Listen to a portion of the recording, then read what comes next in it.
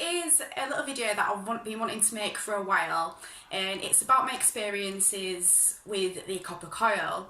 The main reason I wanted to make this video is to bring awareness to people about the side effects of the copper coil that are actually your doctor won't tell you, and that are not really stated on the internet. Like, you have to really do a lot of research to actually find out these side effects.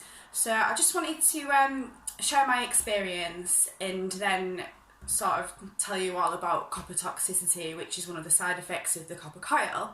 So I chose the coil because it's hormone free, and I've got PCOS, so my hormones are all over the place, and I've taken pills in the past and they've just sent me a little bit loopy, so it seemed like a really good option going for the coil. So the actual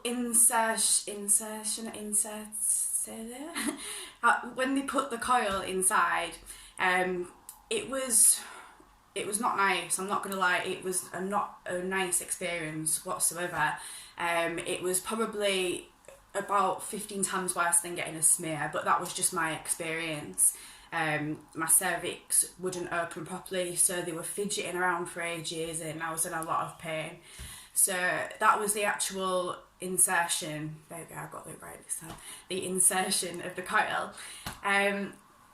So after the coil got put in, I think for about three hours after, I was in a lot of pain. I felt really weak. It was stinging, and then after like the second day or something, it was absolutely fine. You know, I couldn't even tell it was there. It was fine. My periods, when they came on, they were a little bit heavy and the bleeding was a lot worse, but you know, other than that, I felt absolutely fine. About 2 months into having the coil, I started to notice that I was getting really tired and fatigued. I was going to work and I was just coming home and just getting into bed with my full makeup on, fully clothed sometimes. I was that exhausted that I couldn't even be bothered to take my makeup off. That's how tired I was. I was just basically collapsing in bed, which, you know, I found that really strange, because I'm a really active person and I've never ever been like somebody to take naps during the day, and I'll always go to bed as late as possible. So I just found that really strange, the fatigueness. After the tiredness, I started to get really bad heart palpitations, which I put down to possibly having a few coffees in the morning. So yeah, my heart was beating so fast, it felt like I could actually feel it in my chest, just like so then, yeah, so there was the heart palpitations, and I started to get really bad anxiety. I was getting irritated at the most stupidest little things, like even just like, I love music, and music was stressing me out. Like, I just wanted peace and quiet. I just wanted to sleep, and you know, I could just feel my personality changing. I started getting really shy in front of people. I didn't want to be around people again. I didn't want to be around people. I didn't particularly have this like strive for life like what I normally have. It was just like, right, I'm going about my day now. I just want to go to bed. All I wanted to do was just go to bed. Also, another symptom what I experienced was extreme bloating, and this is after, like, I'd literally just have like a cereal bar or something and my stomach would go from flat to like looking like I was 9 months pregnant. And with the bloating, that normally brought on the fatigueness. So sometimes I found myself at work just like laid on the floor, holding my belly, like thinking, oh God, I just want to go to sleep now. Like, I just don't care about this job. I didn't care about anything. All I wanted to do was sleep. God, there were so many symptoms. I'm just thinking.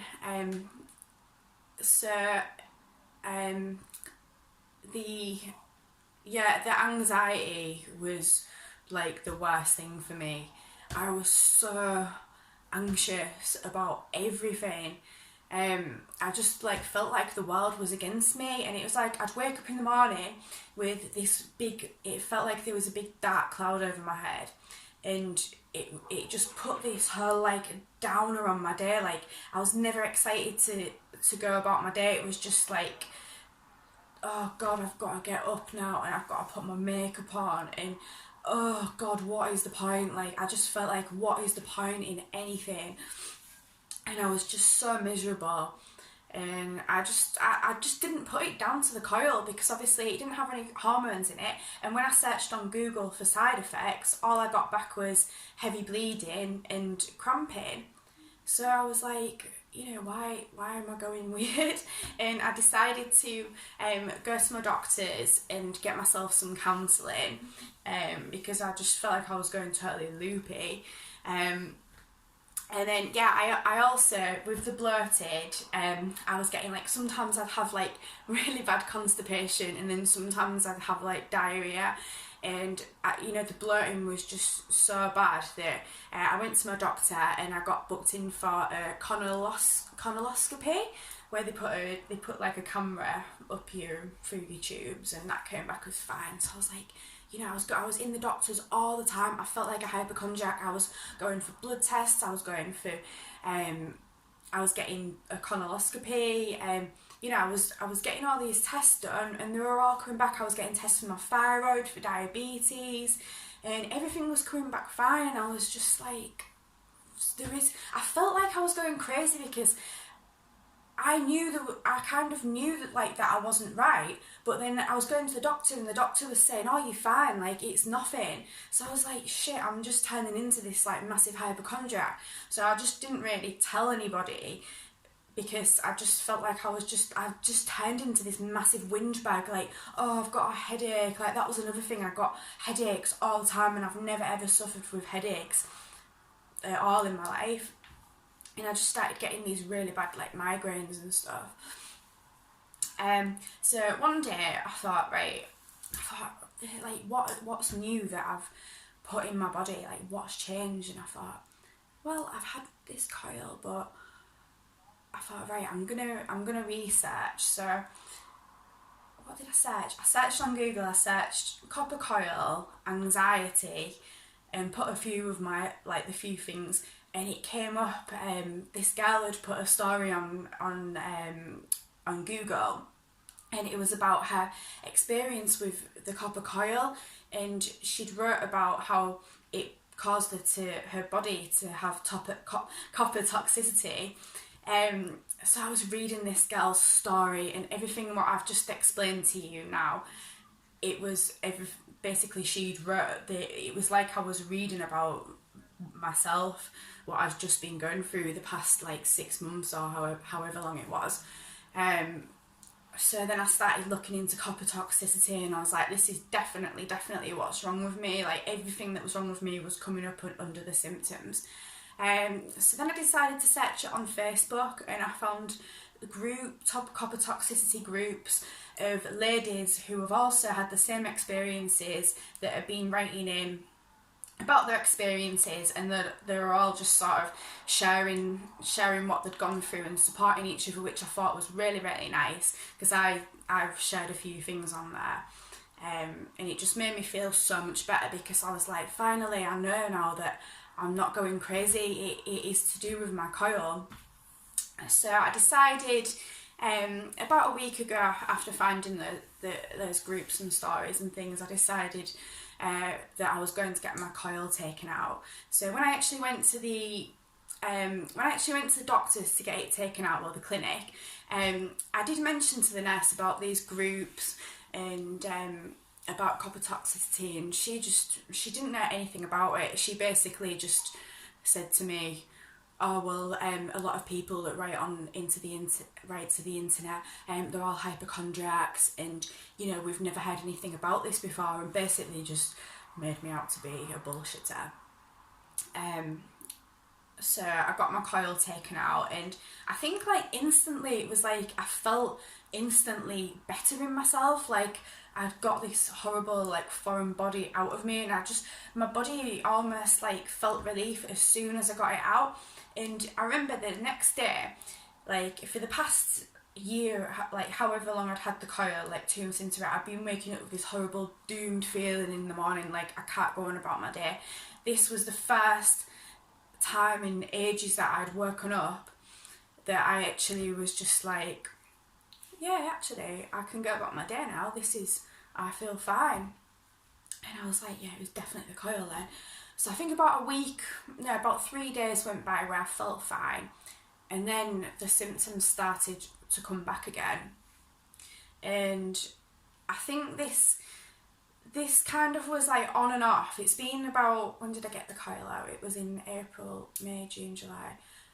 So I got the coil out about 4 months ago, and I've only just started noticing myself getting better with the anxiety and things already. So for the first 2 days that I got it out, I was okay. And then after about 3 weeks, for about 3 weeks, I was feeling, I think I felt even worse. I was like really, really tired, even more tired than ever. And then I just had this really bad mood swing one day, and I was just crying my eyes out, and I was like, oh my god, I just felt like I couldn't cope anymore with all the anxiety and heart palpitations and everything. It just got on top of me completely, and I just felt like I was having a breakdown. And then for like a week or two every month for the next 3 months, as I was coming up to my period, like my PMS symptoms would go on for about 2 weeks, and I'd get the bloating, the anxiety, the tiredness for about 2 weeks every month, and then for the rest of the month I'd feel okay, like I was coming back to myself. But as each month went by, I definitely could feel myself getting better and better in these periods of anxiety. Like the anxiety was just, I was able to cope with it. It wasn't like, oh my god, I cannot cope anymore. I could cope with it. So now I'm on to my 4th month, and I have to say I think I'm almost back to myself now. I've definitely got PMS now because I've been getting a little bit emotional, but that's just normal anyway. So I know that I'm getting better, which is just amazing because, you know, I'm quite like a happy, positive person, and, you know, I like to exercise and keep myself healthy. So it's just like when I was on the coil and I was doing all these things, it was just so frustrating because I was trying so hard to be this positive person who's like energetic and wants to like make something of my life, and I just had no energy, or I didn't have the state of mind to do that. So so I'm getting back to myself now. But I just wanted to share with you a few things that did actually help me cope while I had the coil in. So make sure that when you're going through these symptoms of anxiety and heart palpitations and everything else, make sure that you are getting a lot of sleep, because your body is constantly trying to fight against things, so you'll be really, really tired. So make sure you get your sleep, because that will make the symptoms so much worse. I also found that taking zinc is good, because zinc actually counteracts the copper. So when you're taking zinc, that's lowering your copper or like balancing it out. So zinc has definitely helped me a lot, and vitamin B12 has helped me as well, because that just gives you a bit more energy. Eating healthy, and although when you do have the coil in, if you get any symptoms, you will have no energy, just try and do a bit of exercise, because it really will just like try and help regulate your hormones, and it'll just keep you in that positive mindset. I've read a lot of stories of girls actually putting on weight when they get the coil, which I didn't get that. To be honest with you, I think I actually lost weight because I was eating like a pig, and I mean, I was exercising and stuff as well, but now I've stopped the coil, I've really lowered my food intake, and I've actually really been struggling to lose weight. So I don't know if that's to do with the coil, but it's really frustrating me. Another thing that I didn't mention, the coil, when I had it in, I was craving sugar so bad. Like, I had to have a hot chocolate in the morning. Oh, another thing what I've just remembered.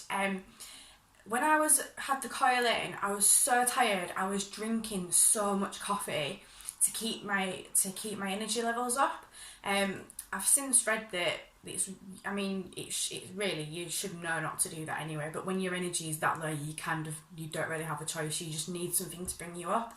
But coffee actually has copper in it, so if you wanting to reduce the copper, just don't drink any coffee, because it does have copper in it. Copper toxicity is a type of metal poisoning caused by a build-up of too much copper in the body.